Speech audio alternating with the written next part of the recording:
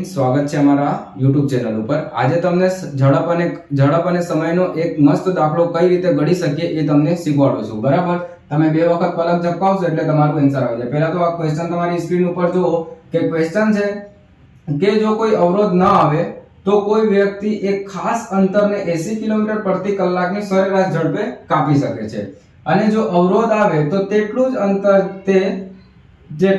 તે 60 કિલોમીટર પ્રતિ કલાકની ઝડપે કાપી શકે છે। તો એક રસ્તામાં કેટલા મિનિટ રોકાયા એ આપણથી પૂછ્યો છે। બરાબર, ક્વેશ્ચન વાંચી લીધો। હવે તમે બે વખત પલક ઝપકાવી દીધો। પહેલા સરેરાશ કેટલો કીધું 80, બીજું સરેરાશ કેટલું કીધું અવરોધ આવશે તો 60 કિલોમીટર પ્રતિ કલાક। બરાબર, પહેલા 80 બરાબર, આ થઈ ગયું તમારું 20 ભાગ્યા 80 એટલે કે 1/4 આ હવર આવ્યું। બરાબર, ઘંટા આવ્યું, કલાક આવ્યું। 1/4 ને આપણથી મિનિટમાં પૂછ્યો છે, 60 થી ગુણ દે એટલે 4 થી 15 એટલે કે કેટલા મિનિટ રોકાયા?